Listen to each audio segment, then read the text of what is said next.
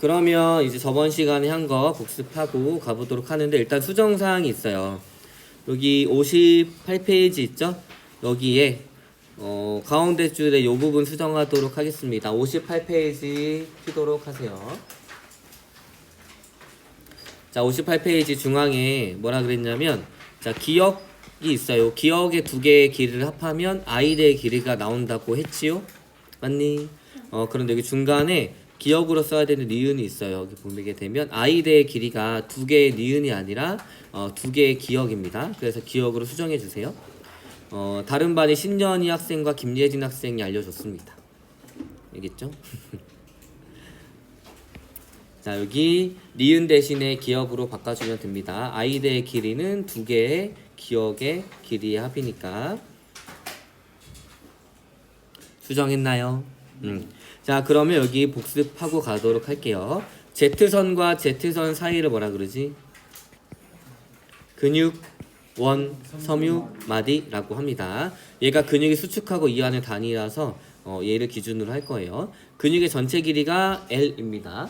그 다음에 기억은 액틴만 있는 거, 니은은 겹친 거, 디귿은 마이오신만 있는 거, 대칭이니까 니은, 기억은 다 각각 같은 길이입니다. 됐죠? 자, 그래서 근육 원섬유 마디의 길이가 2K가 증가했을 때 요 액틴만 있는 부분은 각각 K씩 증가하게 되고, 그 다음에 이 겹치는 부분은 K씩 감소하게 되고, 그 다음에 마이오신만 있는 H대의 길이는 2K가 증가하게 됩니다. 그래서 여러분들이 이런 문제를 풀 때 어떻게 했냐면 K 값을 구하고, 그쵸? 그래서 K만큼 증가하고 감소하고 2K만큼 증가한다. 이걸 이용해 가지고 표를 그렸었죠. 그래서 이런 식으로 주어진 조건을 다 보고 표를 그려주고 K 값을 구하게 되면 여러분들이 각각의 길이를 다 구할 수가 있습니다. 이게 기본으로 응용을 하는 거예요. 알겠나요?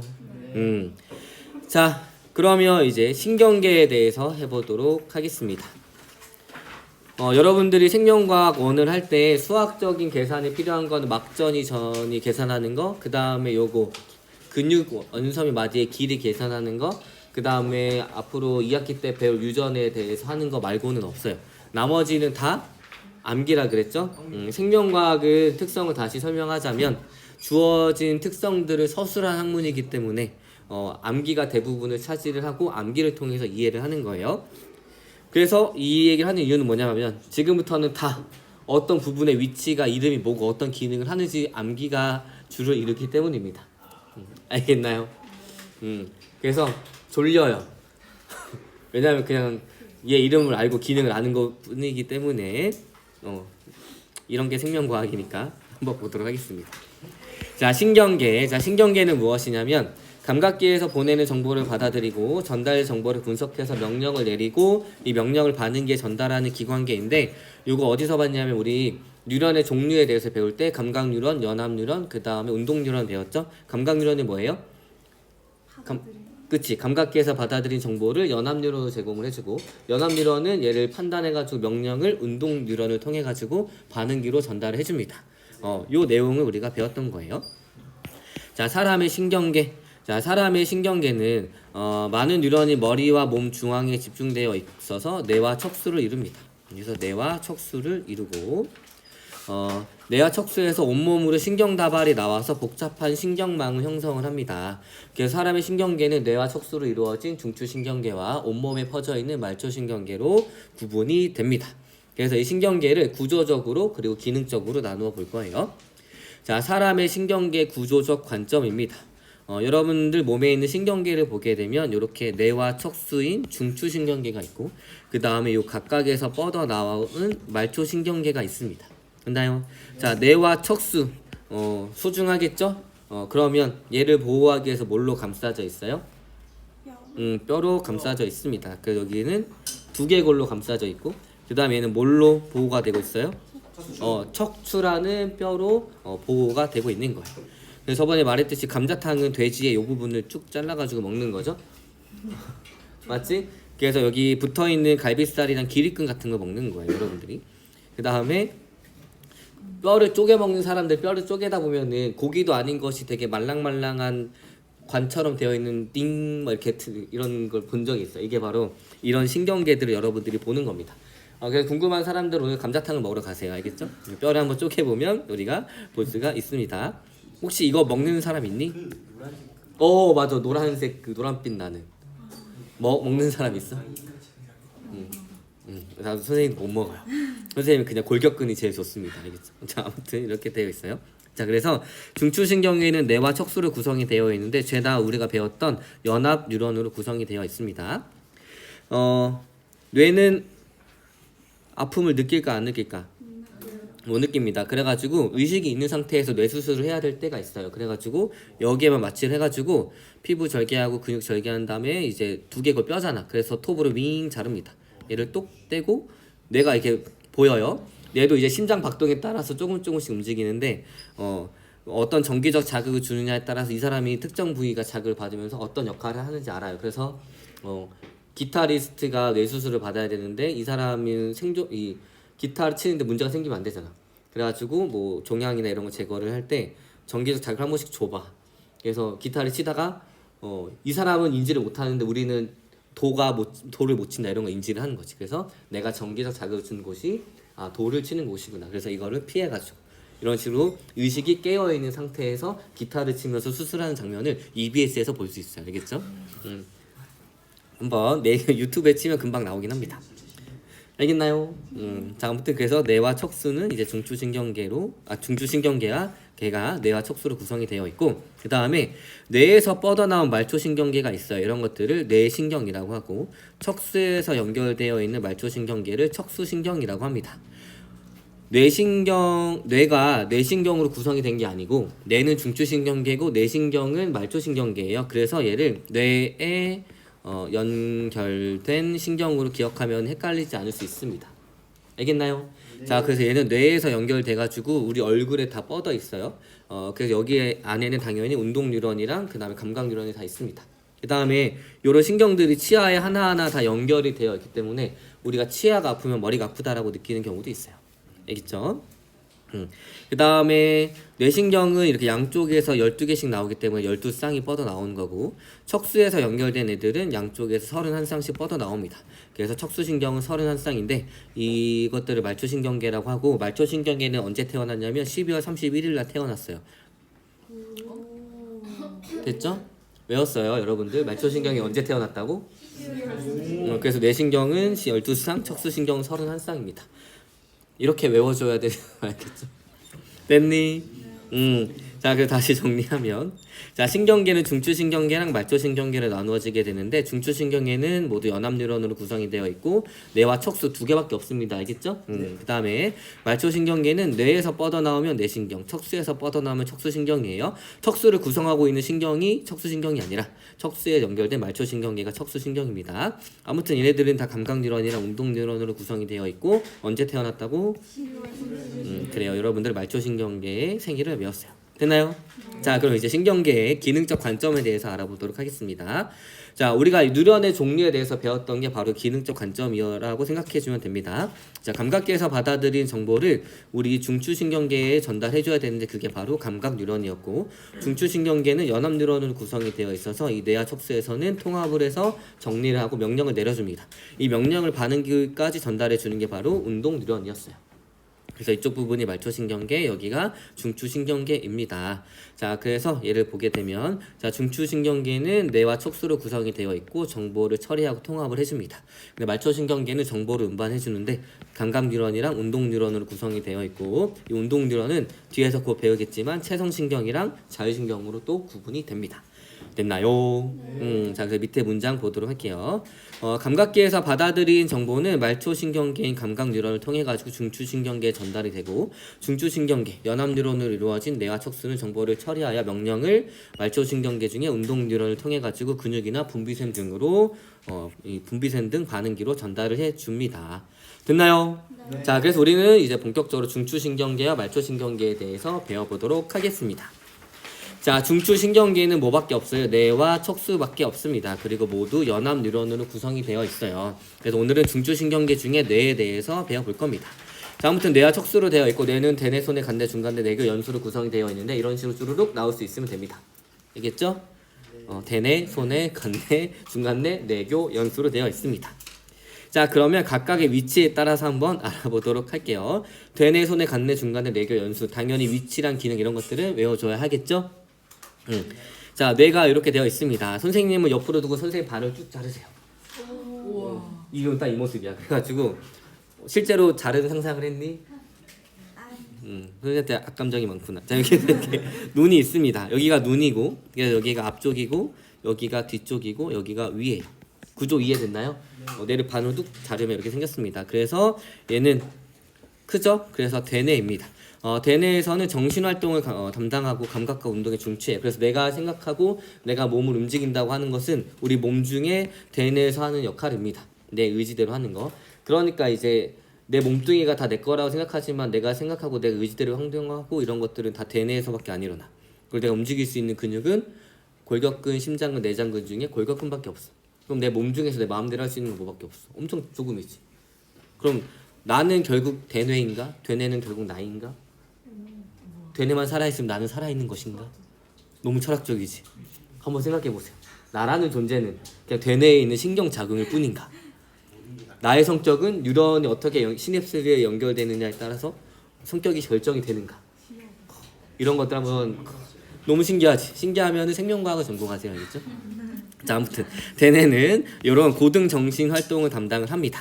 자, 그 다음에 요 대뇌 밑에 보게 되면 시상, 그 다음에 시상하부, 그 다음 뇌하수체가 있어요. 요 세 개를 다 간뇌라고 생각해 주면 됩니다. 그래서 간뇌에는 시상, 시상하부, 뇌하수체로 구성이 되어 있는데 앞으로 곧 배우게 될 항상성 유지의 중추로 체온과 삼투압 등을 조절해 줍니다. 됐나요? 그 다음에 요 간뇌 밑에는 드디어 중간뇌, 내교, 연수가 있는데 중간뇌는 안구 운동이랑 홍채 운동을 조절해주고 내교는 대뇌와 소뇌 사이 정보를 전달해주고 연수는 심장박동, 호흡 운동, 소화 운동 등을 조절해줍니다. 요거 세 개를 합쳐가지고 뇌줄기라고 하는 거예요. 자, 그 다음에 요 소뇌는 대뇌와 함께 수의 운동을 조절합니다. 내 의지대로 할 수 있는 운동을 조절해주고 그 다음에 몸의 평형을 유지하는 중추가 되는 거예요. 있나요? 그래서 본격적으로 각각의 기능에 대해서 알아보도록 하겠습니다. 자, 대뇌, 우리 좌뇌, 우뇌 많이 들어봤죠? 이런 식으로 대뇌는 좌우 두 개의 방구로 나누어져 있습니다. 자, 그런데 특이하게 뭐 대뇌의 좌방구는 몸의 오른쪽을, 대뇌의 우방구는 몸의 왼쪽을 조절해 주는데 그 이유는 무엇이냐면 오른쪽에서 오는 정보가 연수에서 왼쪽으로 교차가 되고 왼쪽에서 오는 정보가 연수에서 오른쪽으로 교차가 됩니다. 왜 이렇게 신경 교차가 일어나는지 아무도 몰라요. 그냥 이렇게 생긴 겁니다. 알겠죠? 대부분이 연수에서 교차가 일어나고 일부에서는 척수에서도 교차가 일어나긴 합니다. 이렇게 연수에서 신경이 좌우가 교차되기 때문에 대뇌의 좌방구는 몸의 오른쪽을 그 다음에 대뇌의 우방구는 몸의 왼쪽을 담당합니다. 그래서 감각과 운동을 각각 다 조절해 주는 거예요. 됐나요? 네. 보통 너의 자네는 어떤 걸 하지? 영상 볼 때. 영상? 예술? 문과. 수학적 논리적인 사고는 어디야? 은혜. 아니에요. 좌뇌예요. 아니에요? 눈에 막 오른손. 네, 여기까지 은혜라고 했어요. 그리고 예술이 우뇌. 보통은 이렇게 얘기를 합니다. 그래가지고 우리가 좌뇌 우뇌 특징을 언제 알 수 있냐면 너네 막 공부 막 하고 하는데 막 공부하다가 막 5시간 6시간 날이 새고 이런 적 있어? 없지. 1시간 하고 약간 힘들고 한 2시간 하고 약간 힘들고 이러잖아. 근데 너네 영상 같은 거 보거나 드라마 보고 막 하는데 갑자기 게임하고 이러는데 갑자기 언제 이렇게 날이 샜지? 뭐 이렇게 이런 느낌이 든 적 있죠? 왜냐면 좌뇌는 약간 집중력이랑 뭐 이런 것들에 대해서 약간은 한계가 있어. 한계가 있다는 얘기가 1시간 집중하면 좀 쉬어줘야 되고 1시간 좀 집중하면 좀 쉬어줘야 돼. 근데 우뇌는 그런 게 없어요. 그래 우뇌는 그냥 무한정 받아들여. 그렇기 때문에 우뇌로 하는 것들이 있지. 그런 것들은 무한정 들어가서 내가 시간 가는 줄 모르는 거야. 그래서 그랬던데 안 좋은 점은 뭐냐면 우뇌로 하는 것을 너무 발전시키면 약간 좌뇌 기능이 약간 우뇌한테 잠식이 됩니다. 그래서 공부가 잘 안 돼요. 그래서 여러분들이 공부를 잘하고 그걸 잘 기억하려면 1시간 공부를 해. 쉬는 시간에 막 인스타 보고 영상 보고 그 다음에 게임하면 사라져. 그걸 안 하고 그냥 잠깐 진짜 쉬세요. 알겠지? 우뇌에 잠식당하면 안 됩니다. 알겠나요? 네. 아무튼 다시 돌아와가지고 또 다른 특징은 무엇이냐면 뭐가 넓냐면 표면적이 넓어요. 우리 표면적 넓은 거 언제 봤지? 폐포에서 이렇게 주름진 거. 그 다음에 그치 소장이 주름진 거. 그래서 우리 몸에서 이렇게 표면적이 넓은 것은 이 주름이 진 것은 표면적을 넓게 해주는 겁니다. 알겠나요? 그래서 우리 인간은 표면적이 넓기 때문에 고등정신을 할 수 있는데 똑같은 포유류인 뇌의 질을 보게 되면 되게 매끈매끈합니다. 그쵸? 자, 그 다음에 뇌를 이제 잘라볼 거예요. 단면을 쑥 잘랐어요. 그랬더니 자, 여기 색깔이 구분됩니다. 겉에는 약간 어둡고 속은 굉장히 하얘요. 다 웃었니? 좋아요. 이제 속은 굉장히 하얗습니다. 그래서 대뇌는 겉질을 회색질이라고 하고 속질을 백색질이라고 하는데 그 이유는 무엇이냐면 우리 이렇게 됐을 때 이게 신경세포체고 여기가 축삭도액이라 그랬지.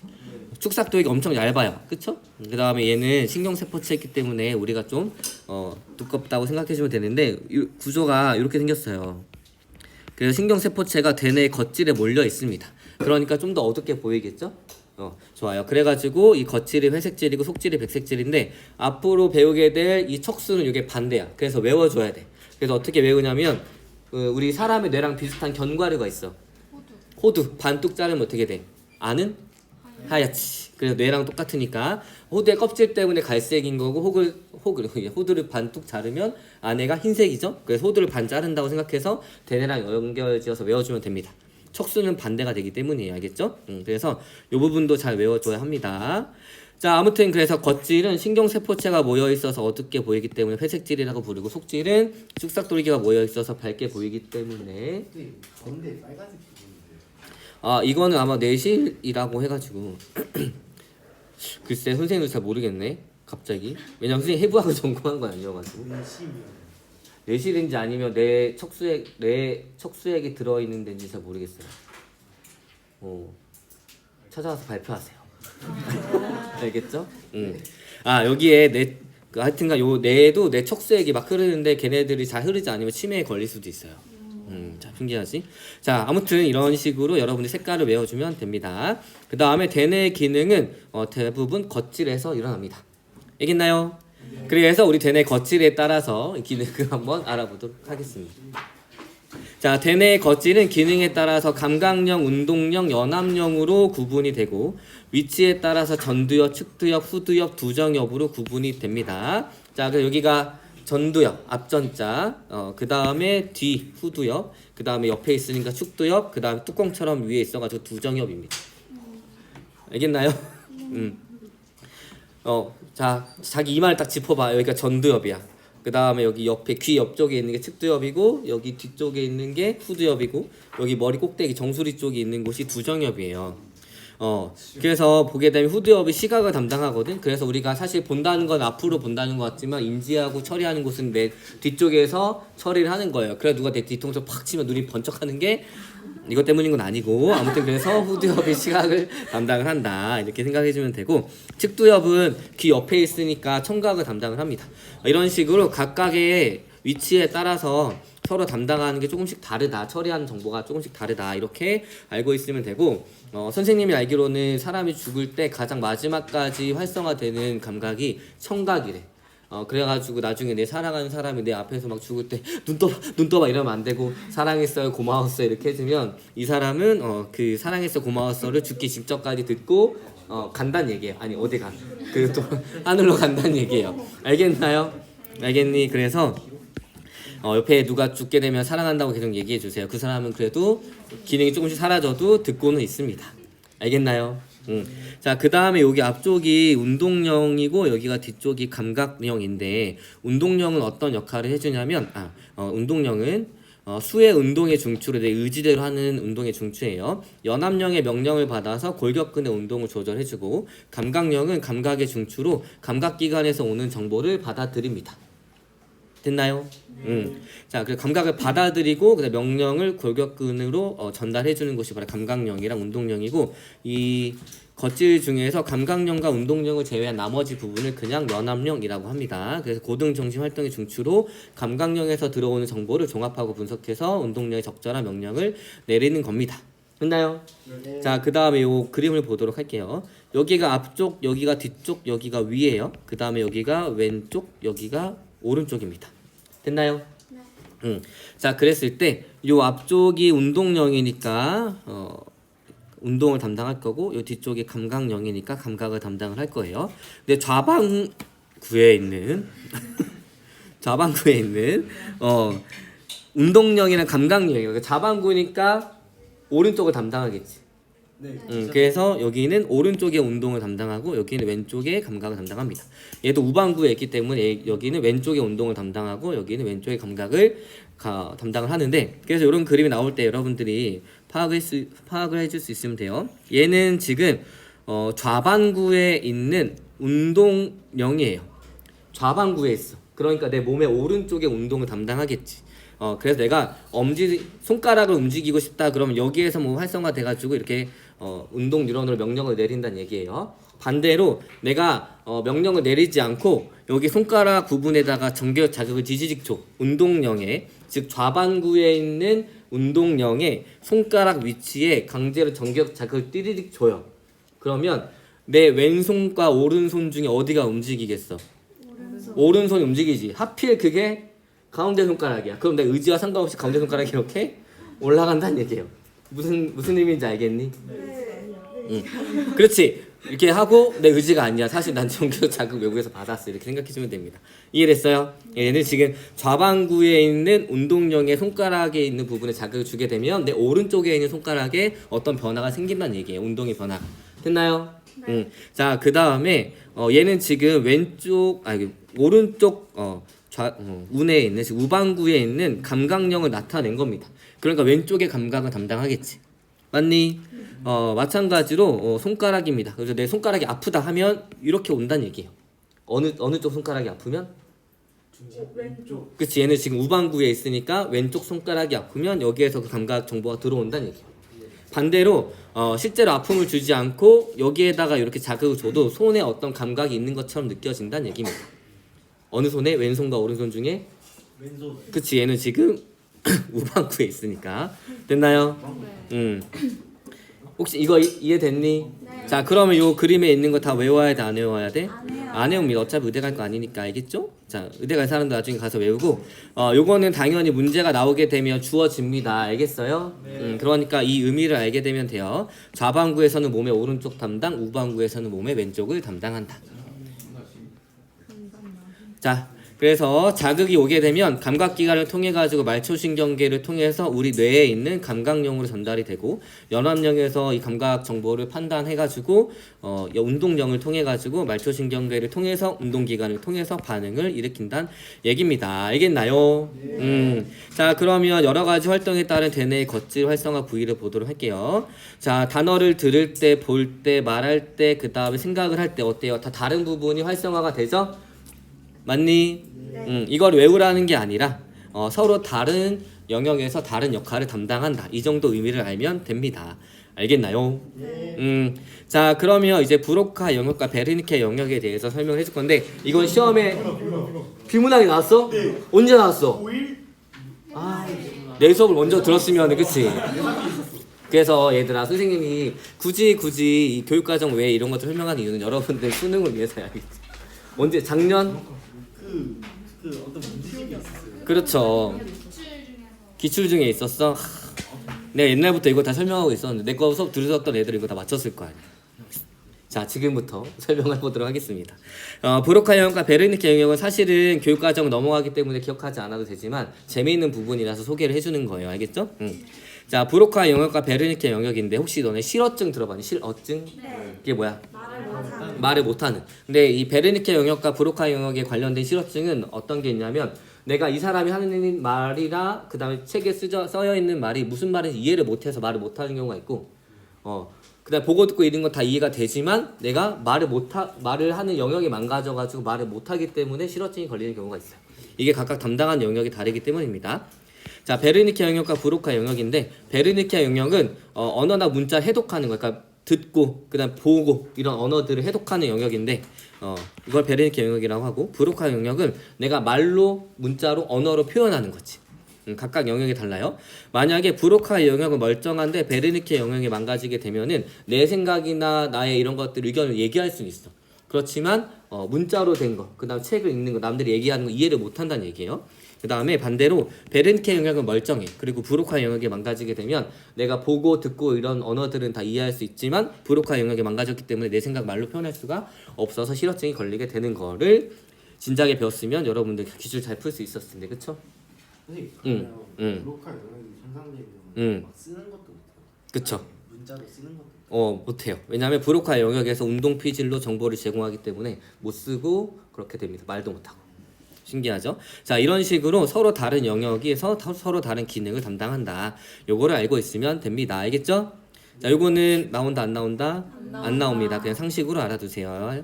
자, 그러면 이제 손해에 대해서 알아보도록 하겠습니다. 손해는 여기 뒤쪽 있죠? 뒤쪽에 대뇌 아래쪽에 있고 대뇌와 마찬가지로 두 개의 반구로 구성이 되어 있습니다. 자, 대뇌에서 시작된 수의 운동을 정확하고 원활하게 이루어지도록 조절해 주는데 이거 우리가 언제 느낄 수 있냐면 여러분들 핸드폰 하면서 길을 걸을 수 있어요, 없어요? 있어요. 내가 길을 걷는다는 것은 내 허벅지와 종아리뼈 연결된 내 골격근을 움직인다는 얘기지. 네. 그런데 내가 이 각도를 어떻게 하고 이걸 얼마나 수축시키고 이런 것들을 생각하지 않아도 그냥 자동으로 걷지. 왜냐하면 손해가 도와주고 있기 때문이에요. 그래가지고 여러분들이 내가 걷는 걸 생각하지 않고 휴대폰 하면서 걸을 수 있는 이유도 바로 손해가 도와주기 때문입니다. 됐나요? 네. 그 다음에 여러분들이 술을 먹었을 때 비틀거렸지? 여기서 응이라고 하면 안 돼.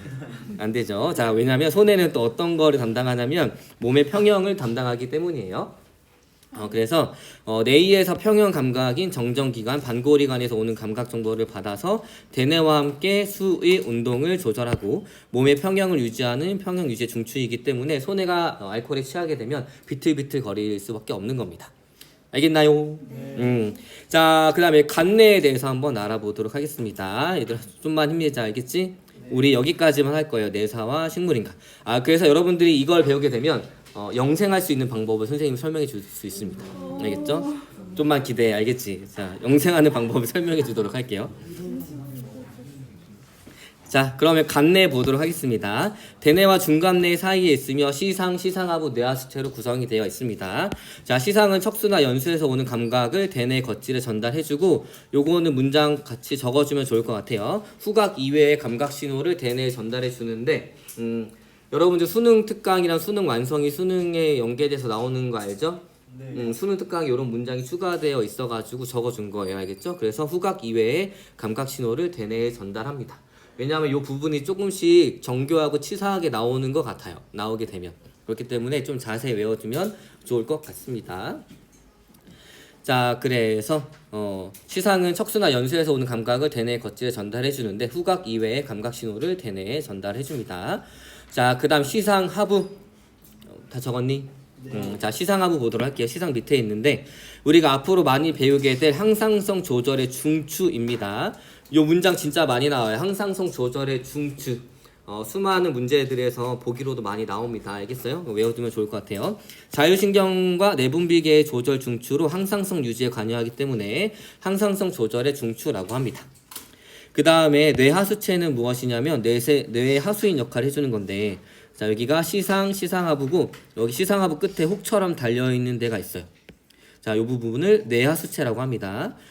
하수인 역할을 해주는데 어떤 역할을 해주냐면 시상하부 끝에 달려있고 시상하부 명령에 따라서 여러가지 호르몬을 분비하여 다른 내분비샘의 기능을 조절하기 때문에 뇌하수체라고 얘기를 해줍니다.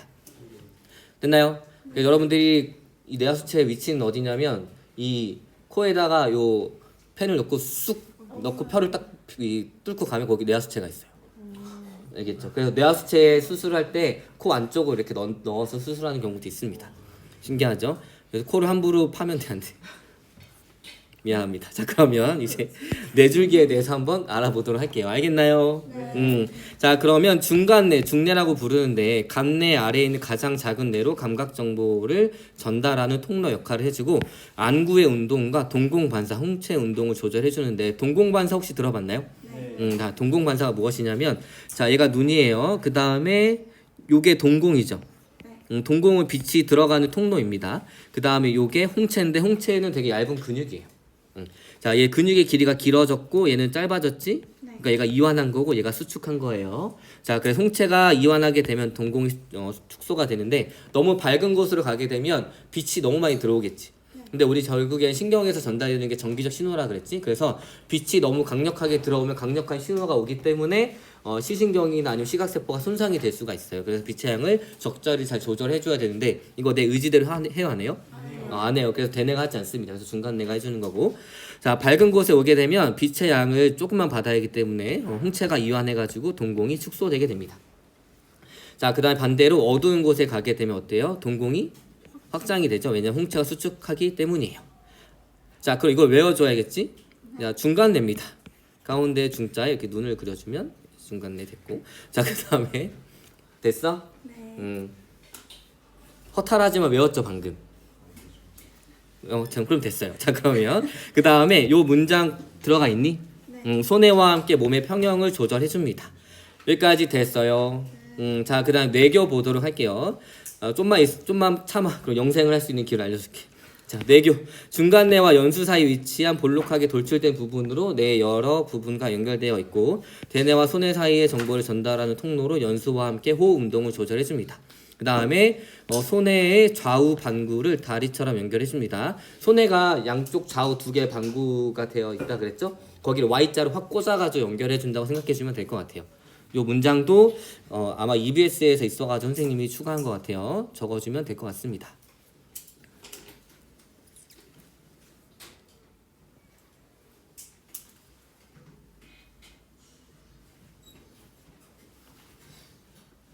됐니?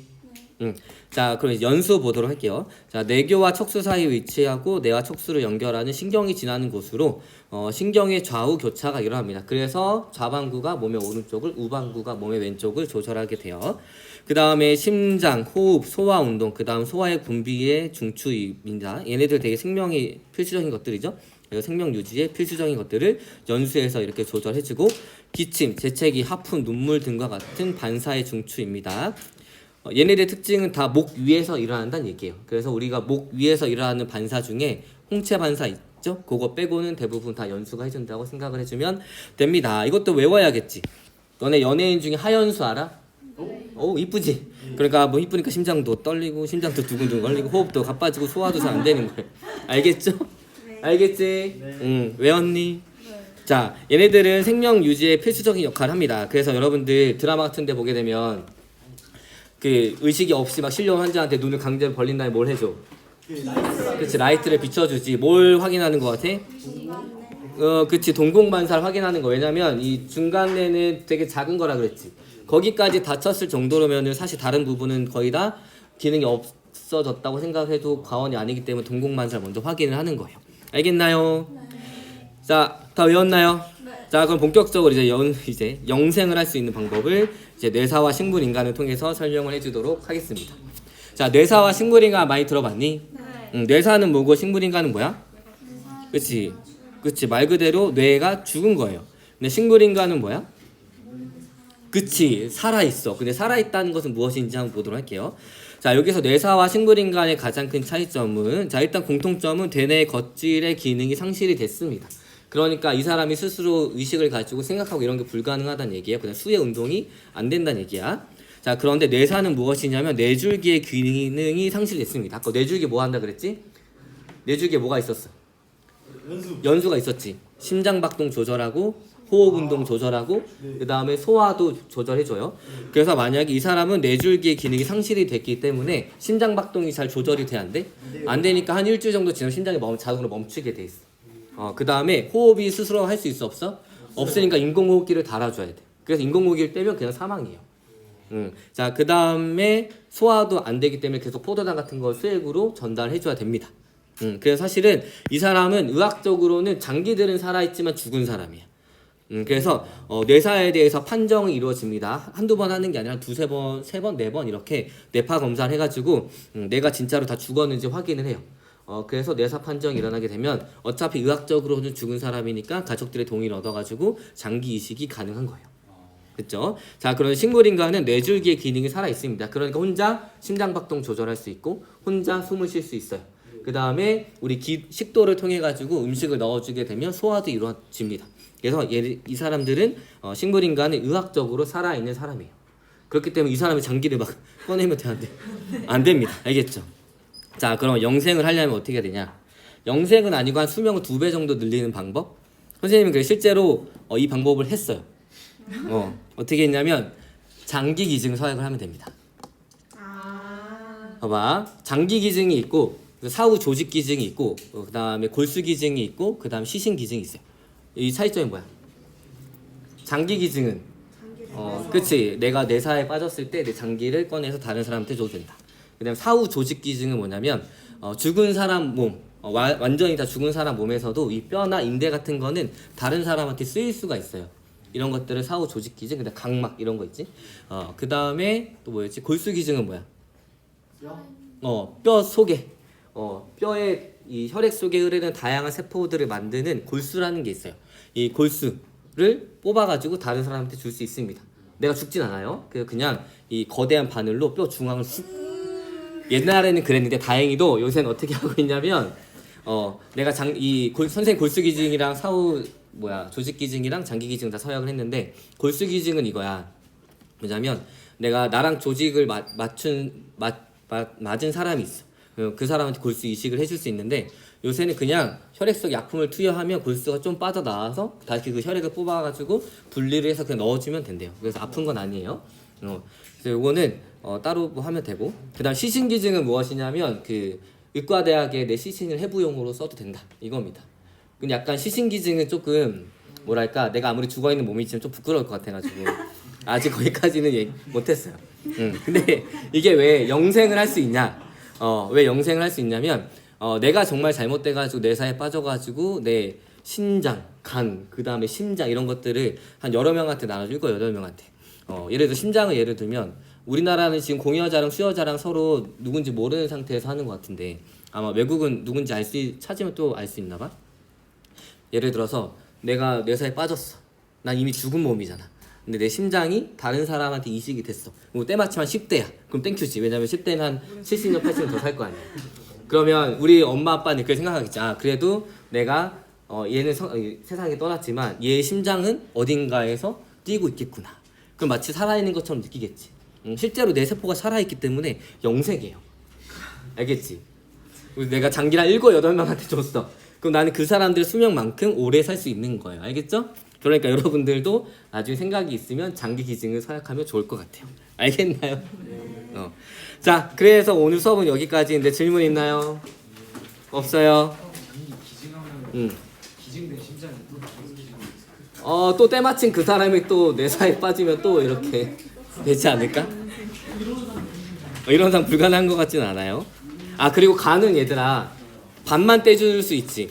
생체 이식이 가능하지. 왜냐면 간의 재생이 되게 빨라요.